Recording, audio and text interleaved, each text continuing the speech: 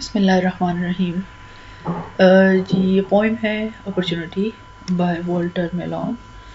और सबसे पहले हम इसको मैं आपको एक्सप्लेन कर दूंगी, फिर उसके बाद इसकी paraphrasing, rhyming scheme, summary, central idea, theme and then literary devices.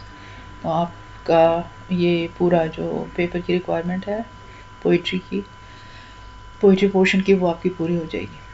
अच्छा जी, पैराफ्रेजिंग ऑफ द पोएम, इसके साथ साथ मैं आपको अंडरस्टैंड भी करा देती हूँ। First stanza, they do me wrong who say I come no मोर। ये बात जो है, ये जैसे कि पोएम का नाम है अपॉर्चुनिटी, तो यहाँ पर ये अपॉर्चुनिटी ही है जो आपसे मुखातिब है, ठीक है। तो यहाँ पर दे डू मी रॉन्ग, ये अपॉर्चुनिटी अब बात कर रही है।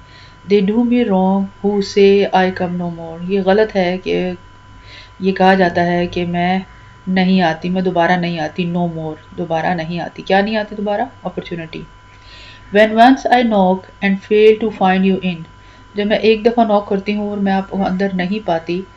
For every day I stand outside your door, मैं हर रोज़ आपके दरवाजे के बाहर खड़ी होती हूँ। And bid you wake and rise for fight and win, और ये मैं आपको ऑफ़र करती हूँ कि आप बाहर आएँ और उठें और मुकाबला करें। फाइट, ज़िंदगी का मुकाबला करें, ज़िंदगी में जो अपॉर्चुनिटीज़ हैं उसको अवेल करें। एंड विन, ठीक है।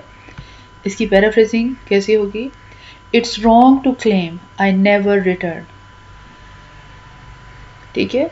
Even if I knock and you don't answer, I still come back every day, urge you to wake up, rise and seize your victory.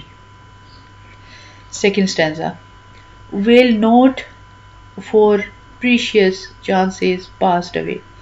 Precious हो गया valuable, will not for precious chances passed away, उन chances के लिए जो आपको ज़िंदगी में पीछे chances मिले, जैसे आप ये देखिए, हम ये करना चाहता था, ये करना चाहती थी, लेकिन मैंने ये चीज़ें नहीं की, उनके ऊपर वेल करना, मातम, वेल कहते हैं मातम को, पछताना, मातम करना, उससे will not for previous chances passed away, उन चांसेस पे ना पछताएं जो कि पहले गुजर चुके हैं, क्योंकि वो तो वैसे भी गुजर चुके हैं, वो आपके हाथ में नहीं है, तो उसके ऊपर आप पछताएं नहीं। Weep not for golden ages on the vein, और वेन कहते हैं डिसअपियर को, और ना रोएं उन गोल्डन एजेस पर, वो जो आपके बेहतरीन लम्हात थे जो गुजर चुके हैं, जो अच्छे मोमेंट थे जो आपके पास थे, तो वो चीज़ें जो गुजर गई हैं उस पे आप ना पछताएं, ना रोएं। Each night I burn the record of the day, हर रात मैं दिन के रिकॉर्ड को जला देती हूँ। ये अपॉर्चुनिटी बात कर रही है कि मैं जो दिन का रिकॉर्ड होता है उसको मैं जला देती हूँ। At sunrise every soul is born again, और हर दिन एक नई सुबह का आगाज होता है। अब इसकी हम पैराफ्रेजिंग देख लेते हैं। Will not for previous chances passed away, don't lament over missed chances that have gone, or weep not for golden ages on the wane that have gone, or mourn the golden moment of the past, ठीक है। दो लाइनों का हो गया ये। each night I burn the record of the day, and at sunrise every soul in born again. Every night I erase, remove the day's record, and every sunrise offer you a fresh start and a new life. Third stanza देख लेते हैं इसका। Third stanza है डोस, ये मैंने साथ साथ इसके मीनिंग लिखे हैं ताकि आपको समझ आ जाए। तो ये जो ब्रैकेट में है ये इसके मीनिंग है। डोस थो behold थी lost youth all अगस्त।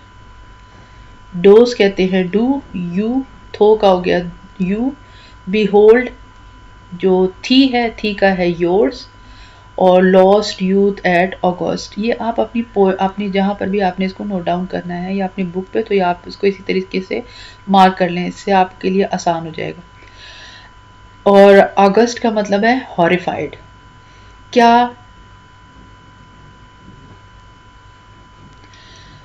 आप उससे घबरा रहे हैं, आप हॉरिफाइड हैं, खौफजदा हैं, जो यूथ आपने गुजार दिया है, जो लम्हात आपसे गुजर चुके हैं।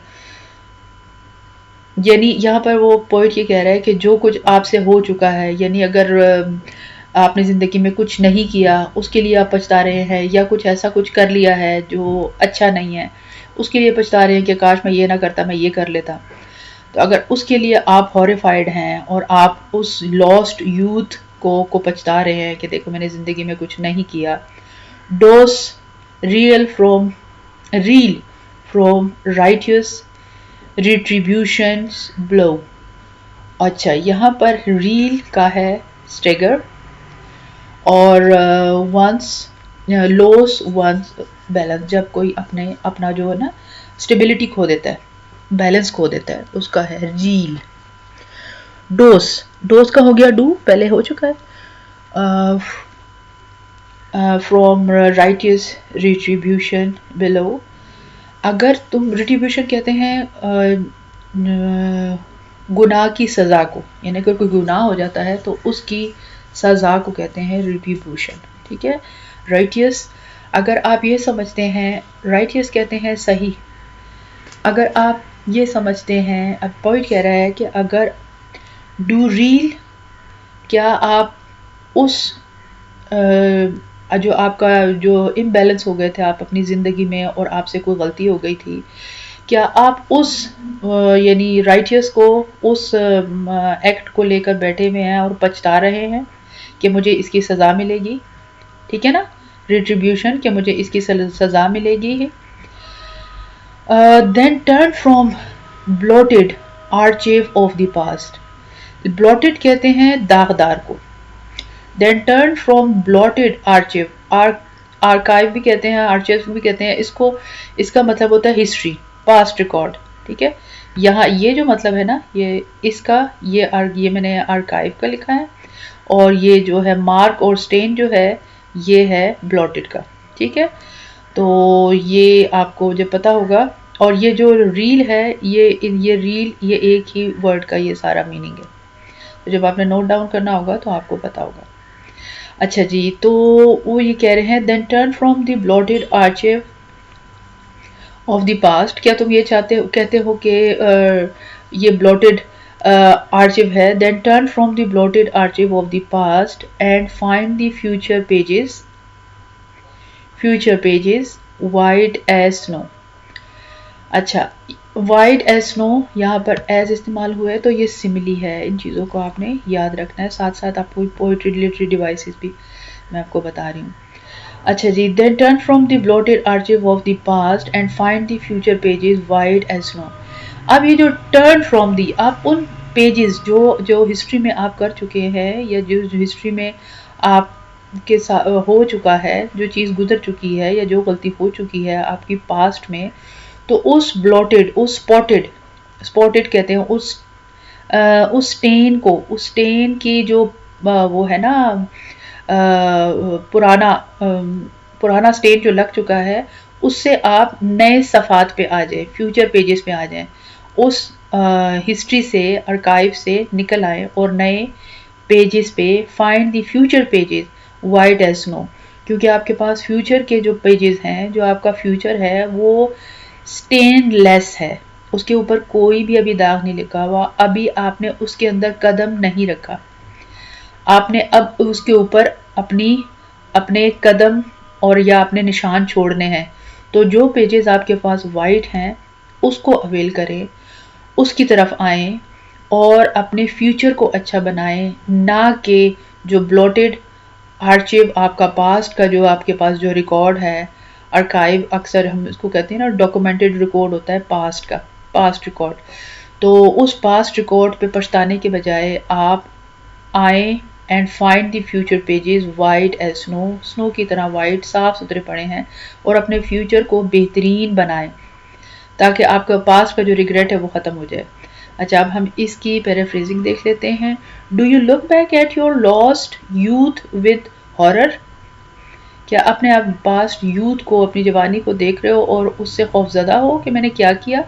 Do you stagger under the weight of the just punishment, या तुम डगमगा रहे हो, डिसबैलेंस हो कि मेरे पे तो इसकी सजा आएगी। इफ सो, अगर ऐसा है, turn away from the stained record of the past, तो उस स्टेन्ड जो दागज़दा रिकॉर्ड है उस पास्ट से, उससे बाहर आ जाओ। अवे फ्रॉम, ठीक है। एम्ब्रेस द फ्यूचर, फ्यूचर को पकड़ो। Where its pages remain pure and untarnished, जिसके पेजेस जो हैं वो बिल्कुल दागदार हैं, प्योर हैं, साफ सुथरे हैं। तो ये हो गया हमारी stanza 3। आर्थू a मोर्नर rose thee from thy spell, art thou a mourner, do you a mourner, ये अब यहाँ आप देख लें, आर्ट का है आर, थू का है यू, मोर्नर का होता है मातम करने वाला, और रोज का है वेकअप, गेटअप, और ग्लेवनाइज, ग्लेवनाइज का मतलब होता है मोटिवेट, और स्पेल का है सर्कल। तो ये आपको मैंने बता दिया, आप इसको नोट डाउन कर लें। तो आर्थू a मोर्नर rose thee from the spell, क्या तुम, ये अपॉर्चुनिटी कह रही है, क्या आप मातम करने वाले शख्स हैं? क्या आप उस सर्कल से बाहर निकल के एक मोटिवेशन, एक अपनी ज़िंदगी का नया स्टार्ट नहीं ले सकते? थी फ्रॉम थी स्पेल, उस सर्कल से बाहर आए और अपनी ज़िंदगी का नया स्टार्ट लें। आर थू अ सिनर, क्या आपसे कुछ हो गया है? सिनर कहते हैं गुनाह, गलती। तो क्या आपसे कुछ हो गया है? सिंस में बी फॉरगिवन, सिंस तो फॉरगिव हो सकते हैं, ठीक है। थो का मैंने यहाँ पर ये लफ्ज़ लिखा है ना, तो ये उसका मीनिंग है। तो ये अगर आपसे गलती हो गई है तो ये तो गलती तो माफ़ हो सकती है, जैसे कि अल्लाह ताला ने फरमाया है कि गलतियाँ तो माफ़ हो सकती हैं, अगर आप तौबा करते हैं तो गलतियाँ माफ़ हो जाती हैं। आगे फ्यूचर को संवारने की बात है, तो यहाँ अपॉर्चुनिटी भी यही बात कर रही है कि आप जो है, अगर कोई गलती हो गई है तो गलती तो माफ़ हो सकती है। Each morning gives thee thee, each morning gives thee wings to flee from hell, हर सुबह आपको पर मिलते हैं, पर मिलते हैं इसका मतलब है विंग्स का, यहाँ मतलब है अपॉर्चुनिटी मिलती है। हर सुबह आपके पास ये चॉइस है, हर सुबह आपके पास ये मौका है कि आप उस गलत ज़िंदगी से बाहर निकल आएं, आप उस डर्टी लाइफ को छोड़ के बाहर निकल आएं, फ्रॉम हेल, ठीक है ना। फ्ली, फ्ली का मतलब होता है बाहर निकल आना, फरार हो जाना, वहां से भाग जाना। तो हमारे पास ज़िंदगी में अपॉर्चुनिटी कहती है कि हर टाइम हमारे पास हमारे बाजू, हमारे पास ये चॉइस होती है, हमारे पास ये प्रोबेबिलिटी होती है, हम ये कर सकते हैं कि हम उस गलत काम से हट जाएं और अच्छी तरफ चले जाएं। Each night a star to guide thy feet to heaven, और जो हर रात का सितारा है वो हमें गाइड करता है कि हम अच्छे कामों के, फीट टू हेवन, हम अच्छे कामों की तरफ बढ़ें, हम अच्छे कामों की तरफ जाएं। अब हम इसकी पैराफ्रेजिंग देख लेते हैं। If you are grieving, grieving कहते हैं अफसोस करना, मोर्न, यहाँ है ना मोर्नर, तो यहाँ उन्होंने इसको ग्रीविंग, इसको वर्ब में ले लिया है, यहाँ पर ये मोर्नर नाउन है। इफ यू आर ग्रीविंग, अगर आप पछता रहे हैं, शेक ऑफ योर सोरो, अपने सोरो को हटा दें, शेक ऑफ कर दें योर सोरो। इफ यू हैव सिंड, और अगर आपसे कोई गुनाह हो गया है, फॉरगिवनेस इज पॉसिबल, फॉरगिवनेस तो है ना, माफी तो है, forgiveness is possible. Each morning gives you this chance to take out from your dirty life. Her morning आपको चांस देती है टू टेक आउट, कि आप वहां से निकल आए, फ्रॉम योर डर्टी लाइफ, अपनी डर्टी लाइफ से निकल आए। And each night offers you guidance, और हर रात आपको मौका, गाइडेंस प्रोवाइड करती है towards hope and redemption, towards hope, उम्मीद की तरफ और रिडेम्पशन की तरफ आपको लेके आती है, रिटर्न करती है आपको, आपको अच्छाई की तरफ लेके आती है। या आप यहाँ पर इसको ये भी लिख सकते हैं कि ये आपको खुशी की तरफ, प्लेयर की तरफ लेके आती है। और ये है रिटर्न, रिडेम्पशन का मैंने लिखा है, आपको एक्सप्लेन कर दिया है कि इसका मतलब है रिटर्न और retrieval.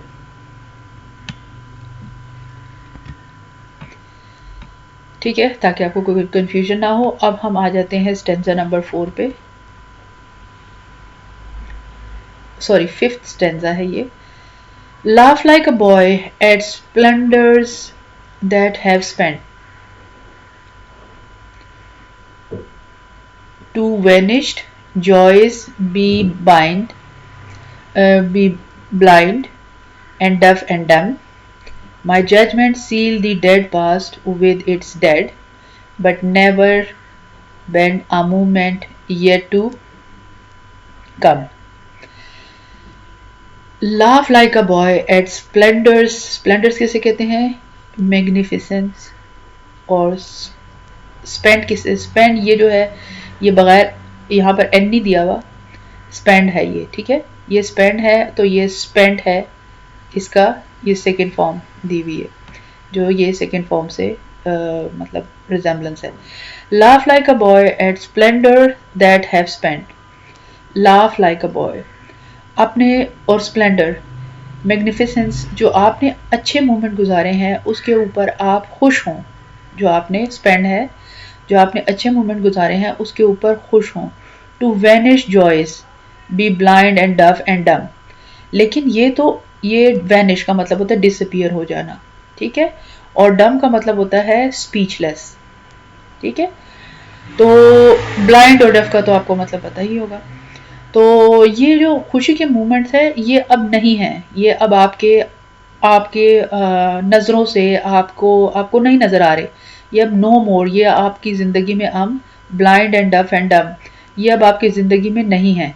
My judgment seal the dead past with its dead, मेरी जो जजमेंट है सील यानी जो कुछ हो चुका है वो सील हो गया, उसके ऊपर स्टैंप लग गई है, डेड पास्ट, वो तो डेड पास्ट था, वो तो गुजर चुका है, विद इट्स डेड, क्योंकि वो तो अब अगर जो चीज़ें हो चुकी हैं वो अब डेड हैं, ठीक है, और जो पास्ट था वो पास्ट भी अब डेड है, यहाँ 2 दफ़ा डेड दिया है, dead past with its dead, with its dead कि वो जो पीछे गलतियाँ हुई थी वो डेड हैं, मतलब वो हो चुकी है, और जो डेड पास्ट है वो यानी अब जो पास्ट है वो तो ऑलरेडी डेड है, और सील का मतलब है उसके ऊपर मोहर लग गई है, और जजमेंट्स का हो गया, माई जजमेंट्स हो गया कि अब मैं उसके अंदर कुछ नहीं कर सकता, मैं उसके कोई चेंजिंग नहीं आ सकती।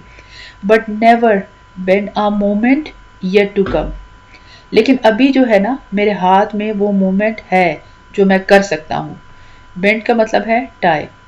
अच्छा, find Joy like a cheerful child in the glorious that have already past, जो कि ग्लोरियस, जो कि बेहतरीन टाइम आपने गुजार दिया है। Ignore lost player entirely, neither seeing, hearing, nor speaking of them. Ignore lost player, उस प्लेयर को जो आपने गुजार दिया है entirely, neither seeing, अब आप उसको ना देख सकते हैं, हेयर कर सकते हैं, nor speaking for them, और ना अगर आप किसी को बताते भी हैं तो वो आपकी ज़ाहिर है प्रेजेंट एक आपके पेरेंट्स को देखेगा कि अब आप क्या हैं। तो ये अगर आपकी ग्लोरियस मूवमेंट गुजर चुके हैं तो इस पे आप सिर्फ खुश तो हो सकते हैं लेकिन वो अब गुजर चुके हैं, ठीक है। तो यहाँ पर ये पोइट इस तरह इसको एलिबोरेट कर रहे हैं। My decision confine the past to remain buried with what is gone, और जो मेरा डिसीजन है, जो मेरी जजमेंट है वो अब कन्फाइंड हो गई है, सील हो गई है, और पास जो है रिमेन बरिड, बरिड का मतलब होता है दफन हो जाना, तो वो अब ख़त्म हो चुका है, मैं जो पास था वो ख़त्म हो चुका है, व्हाट इज़ गॉन जो कि पीछे चीज़ें हो चुकी हैं। Yet I never limit the endless possibilities of the future, yet I never limited, लेकिन मेरे पास वो फ्यूचर की पॉसिबिलिटीज़ जो हैं वो लिमिटेड नहीं है, नेवर लिमिट, उसकी कोई लिमिट नहीं है। Endless possibilities of the future, मेरे पास अभी एंडलेस पॉसिबिलिटीज़ मौजूद हैं फ्यूचर के लिए। 6th स्टैंजा ये कह रहा है, दो डीप इन मेर, ring not your hands and weep. यहाँ मेर का मतलब है स्टिक इन द मड, जिसको हम कहते हैं दलदल, मेर को कहते हैं दलदल, नाउन है। रिंग कहते हैं ट्विस्ट को, और वीप कहते हैं क्राई को, जैसे कि आपको पता है। लेकिन ये तीन वर्ड अंडरलाइन करने, तीन मीनिंग है यहाँ पर, stick in the mud, twist, और फिर इसका बाद है थर्ड वीप, तो इसका क्राई हो गया। दो deep in mayor, ring not your hand and weep. आप दलदल में फंसे हुए हैं, आप अपने हाथों को नहीं हिला सकते और आप रो रहे हैं। I lend my arm to all who say I can. मैं उन तमाम लोगों को अपना हाथ प्रोवाइड करती हूँ या करता हूँ, अपॉर्चुनिटी कह रही है, ठीक है ना। ये सारी बात, पूरी पोइम अपॉर्चुनिटी आपके साथ बात कर रही है। तो ये अपॉर्चुनिटी कहती है कि मैं I lend my arm to all who say I can, मैं उन तमाम लोगों को अपना हाथ देती हूँ, सहारा देती हूँ, हेल्प देती हूँ, जो ये कहते हैं कि मैं कर सकता हूँ। No shame faced outcast ever sink so deep. Outcast कहते हैं रिजेक्टेड पर्सन या रिजेक्ट और पर्सन, ठीक है, रिजेक्टेड पर्सन, इसको मैं थोड़ा सा करेक्ट कर लूँ, रिजेक्टेड पर्सन। अच्छा, तो नो शेम फेस्ड, कोई शर्म की बात नहीं है अगर आपको कोई रिजेक्ट करता है। एवर सिंक सो डीप, और वो ये कहता है कि ये तो बहुत ही कोई डीप दलदल में फंस चुका है, या ये फंस चुकी है, या ये कि ये तो बहुत ज़्यादा ही मतलब बुरे कामों में लग चुका है या लग चुकी है, ठीक है। तो अगर no shame face outcast ever sink so deep, अगर आप बहुत भी बुराइयों में घिर चुके हैं, तो but yet might rise and be again a man, और आप दोबारा से राइज हो सकते हैं, खड़े हो सकते हैं, उभर सकते हैं, जैसे अपनी ज़िंदगी का नया स्टार्ट ले सकते हैं, and be again a man, और एक अच्छे इंसान बन सकते हैं। तो अब हम इसकी देखते हैं paraphrasing. Even if you are in trouble, अब देखिए यहाँ पर इन मीनिंग का मतलब मैंने आपको जिस तरह ये एक एक करके समझा दिया है। अब हम यहाँ इसकी पैराफ्रेजिंग देखेंगे, तो पैराफ्रेजिंग इस तरह होती है, even if you are in trouble don't lose hope or give up, I help those who are willing to try. तो यहाँ पर हो गया आई एम लैंड आर्म, ठीक है, willing to try and believe in themselves, जो अपने आप पे यकीन रखते हैं कि मैं I can, ये I can का लफ्ज़ है, तो and believe in themselves, तो यहाँ पर इसको इस तरीके से बयान किया है। No one have ever fallen so far in disgrace or rejection, ये है no shame faced outcast ever sink so deep, इसका है no one has ever fallen so far in disgrace and rejection that they cannot rise again and restore their dignity।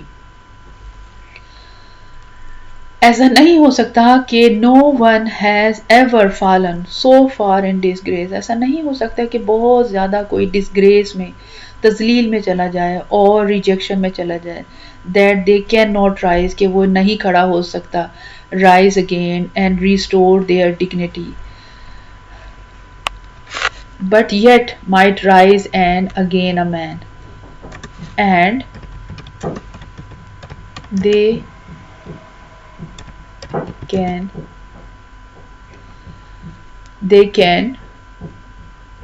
make their life better, they can make their life better। तो यहाँ हम इसको finish कर लेते हैं। अब हम इसकी आ जाते हैं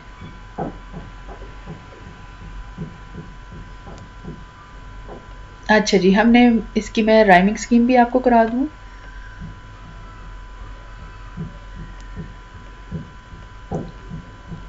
खैर आपको काफ़ी हद तक तो समझ आ गया होगा राइमिंग स्कीम का, लेकिन चले अगर कुछ न्यू स्टूडेंट है तो उनको पता चल जाएगा। मोर और इन, इसकी साउंड मैच नहीं करती, मोर और डोर इन दोनों की साउंड आपस में मैच करती है, तो मोर और डोर को हम ए कर देंगे, इन को हमने बी कंसीडर किया क्योंकि ये मैच नहीं कर रहा, तो इन और विन जो है ये आपस में मैच कर रहे हैं। अवे, अवे और वेन का मिसमैच है तो फिर हम इसको ए और बी दे देंगे। अवे और डे ये मैच करते हैं, वेन और अगेन ये मैच करते हैं। अगस्त जिसका मतलब हॉरर है, अगस्त ए है, और फिर उसके बाद आ जाता है पास्ट, पास्ट और अगस्त। और ये जो होती है ना ब्रिटिश प्रोनाउंसिएशन, तो अगर हम ज़ाहिर है हम तो सही प्रोनाउंस नहीं कर सकते ब्रिटिश की तरह, लेकिन अगस्त और पास्ट जो है ये आपस में मैच करते हैं, ठीक है। और फिर ब्लो है और स्नो है ये आपस में मैच करते हैं, तो ए बी आ गया। स्पेल और हेल, स्पेल और हेल आपस में मैच करते हैं। गिवन और हेवन ये आपस में मैच करते हैं। फिर है स्पेंड, स्पेंड और डेड, स्पेंड एंड डेड ये आपस में मैच करते हैं। और डम एंड कम ये आपस में मैच करते हैं। वीप एंड डीप आपस में मैच करते हैं। कैन और मैन ये आपस में मैच करते हैं। तो हमने इसको, इसकी पूरी राइमिंग स्कीम जो है वो ए बी है, ए बी इसकी राइमिंग स्कीम है। अब हम आ जाते हैं इसके, पैराफ्रेजिंग हो गई, अब हम इसकी थीम की तरफ आ जाते हैं। इसकी थीम में the poem opportunity by Walter melon, इसकी थीम ऑफ द अपॉर्चुनिटी की क्या है? The central theme of the Walter Mellon's poem Opportunity is the power of resilience and the importance of the seizing का मतलब होता है grabbing, पकड़ना, seizing the chances life offer. The poem emphasizes that no matter one's past failure, mistakes or hardships, life constantly present new opportunities. The poem emphasize जोर देती है that no matter once past failure, कि किसी का क्या जो past था वो कितना फेलियर था, उसने क्या मिस्टेक की और कितनी वो हार्डशिप मुश्किलात से गुजरा। Life constantly presents new opportunity, जो ज़िंदगी है वो उसको नए मौके देती है। दीज मूवमेंट रिक्वायर्ड्स करेज, ये मूवमेंट क्या करते हैं, ये रिक्वायर्ड इसके लिए, इन मूवमेंट के लिए रिक्वायर्ड क्या है? करेज है, डिटर्मिनेशन है, यानी आप में एक हौसला होना चाहिए, जुर्रत होनी चाहिए, एंड फॉरवर्ड लुकिंग, और आप फॉरवर्ड लुकिंग के आपने आगे बढ़ के क्या करना है, इस तरह का अगर एटीट्यूड होगा to embrace renewal and achieve success, तो आप इसको आप एम्ब्रेस कर सकते हैं, आप पकड़ सकते हैं रिन्यूअल उस नई अपॉर्चुनिटी को, एंड अचीव सक्सेस, और आप अपनी सक्सेस हासिल कर सकते हैं। तो ये इसकी जो मेन थीम है वो ये है।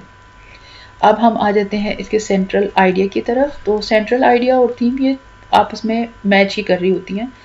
तो central idea, the poem revolves around the idea of the opportunity is ever present knocking at everyone's door daily, हर दिन हर एक का दरवाज़ा खटकाती है। It teach that the past with all it's regret, जो पास्ट है with all it's regret should not hold us back because each day offer the fresh start. It teach ये हमें सिखाती है that the past with all it's regret, ठीक है past जो था विद ऑल इट्स रिग्रेट वो तमाम उन पछतावों के साथ जा चुका है। शुड नॉट होल्ड अस, हमें उसको नहीं पकड़े रखना चाहिए, ठीक है, हमें उस should not hold us back, हमें उसको नहीं पकड़ के रखना चाहिए। Because each day offer a fresh start, क्योंकि हमें हर दिन एक नया फ्रेश स्टार्ट देता है, हर नया दिन हमारे लिए एक फ्रेश स्टार्ट है।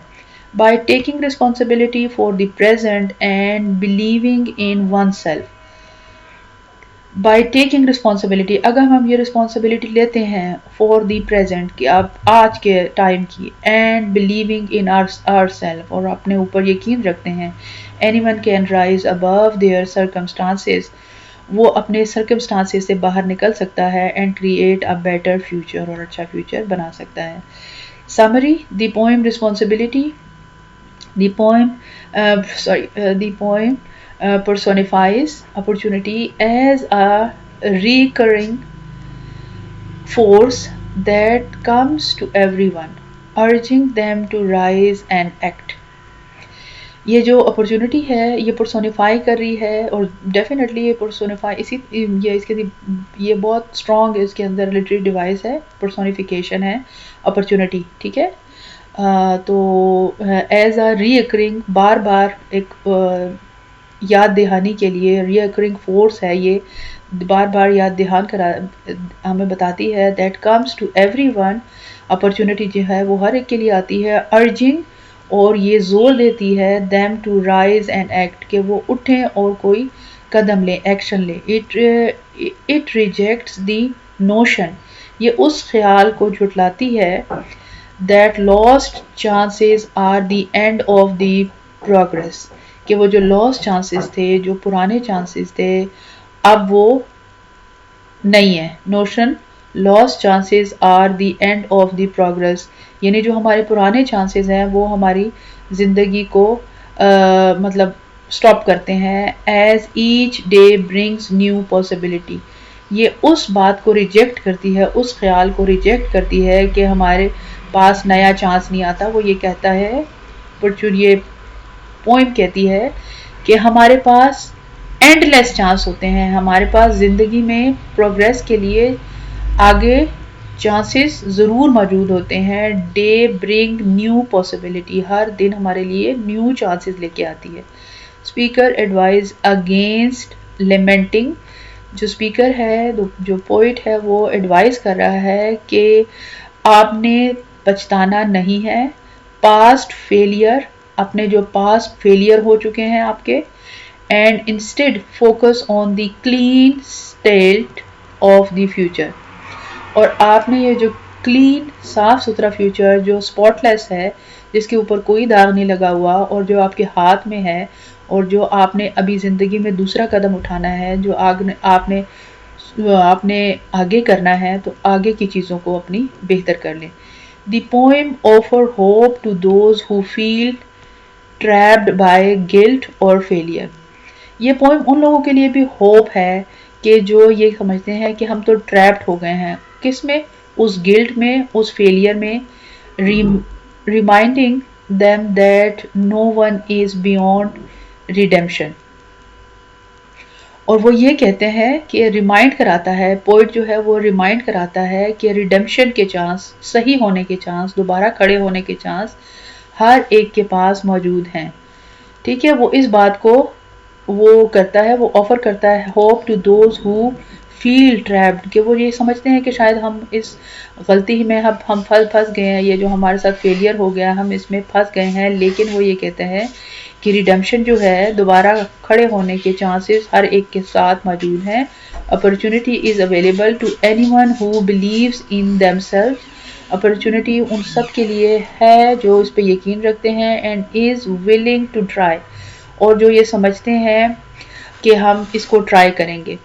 Even the most down trodden कहते हैं जो बहुत ही ज़्यादा पसमानदा होते हैं, can rise again with determination, और जो डाउन ट्रोडन है, जो बहुत ज़्यादा पसमानदा है, वो भी दोबारा से अपने पाँव पे खड़े हो सकते हैं, जुर्रतमंदी के साथ, करेज एंड एफर्ट करके, और हौसले के साथ और कोशिश के साथ। Thus opportunity inspires us to take control of our lives and make the most of the chances we are given.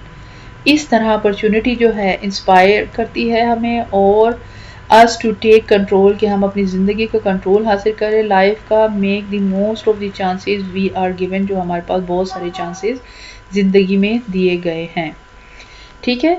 तो ये उन लोगों के लिए एक होप है, उन लोगों के लिए एक उम्मीद है, और ये डेफिनेटली ये पोइम जो है ये एक बहुत बड़ा मैसेज है, और ये एक पब्लिक मैसेज भी है कि अगर किसी से, क्योंकि इंसान है, इंसान से अगर कोई गलती, कोई फेलियर हो जाता है, तो वो उसके पास दोबारा से खड़ा होना और अपनी आगे की ज़िंदगी को बेहतर बनाने के मुकम्मल चांसेस मौजूद होते हैं, और वो अपनी आगे की ज़िंदगी को अच्छा कर सकता है, और उसकी आगे की ज़िंदगी की अच्छाई जो है, वो पीछे के जो स्टेन्स होते हैं, जो पीछे के जो दाग धब्बे होते हैं, उसको भी वो कम्प्लीटली ख़त्म कर देते हैं।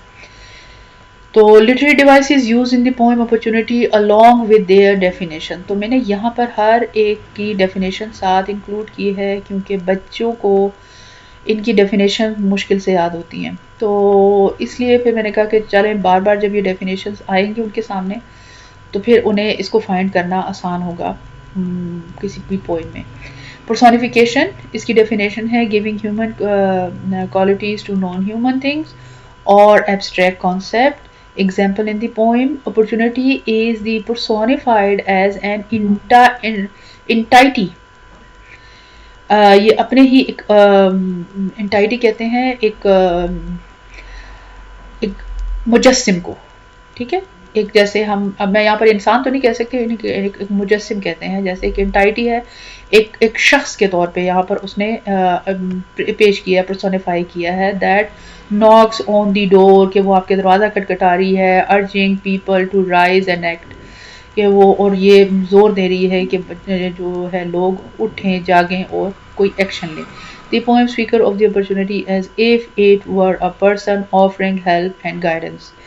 तो ये एक चीज़ है।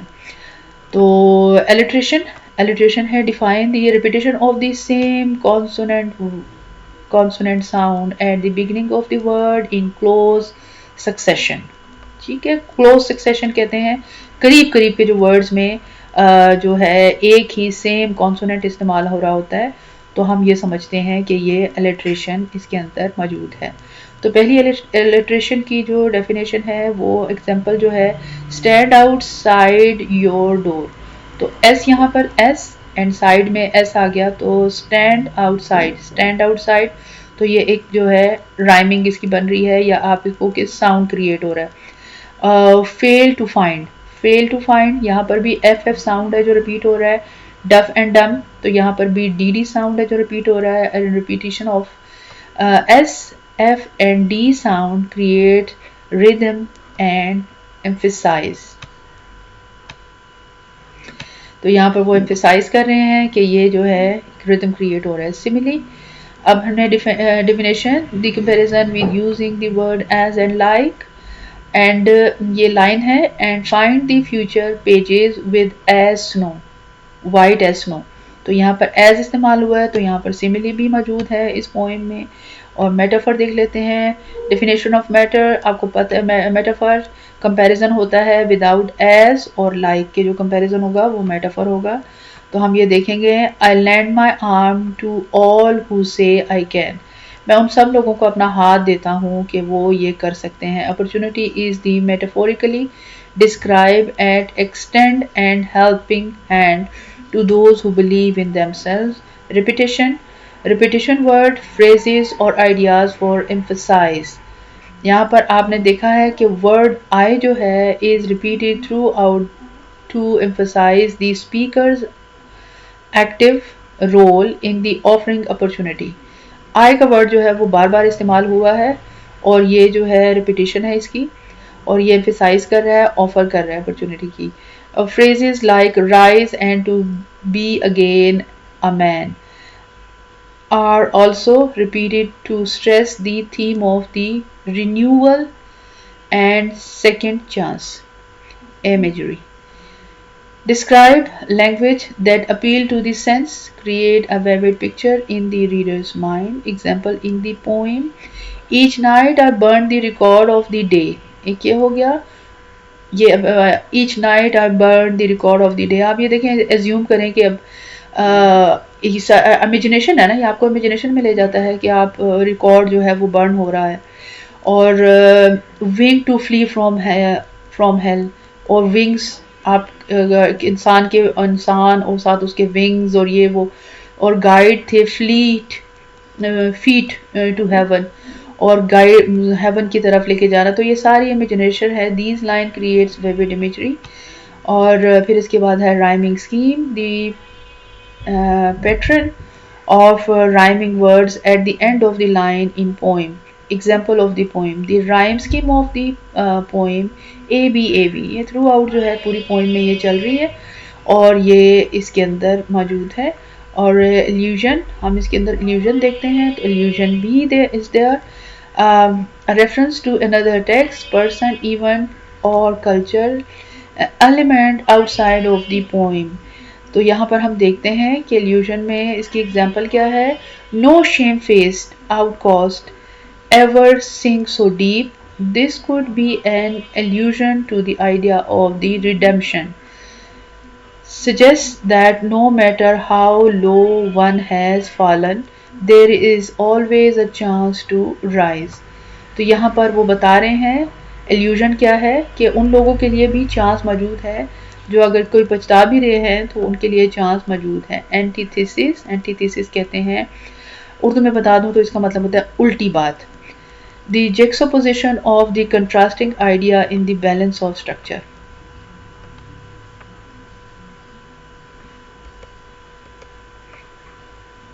इसकी हम एग्जाम्पल देख लेते हैं। Example of the poem, but never bend a moment yet to come, contrast with the reference to the dead past, showing that the future is open and full of potential while the past is final and fixed।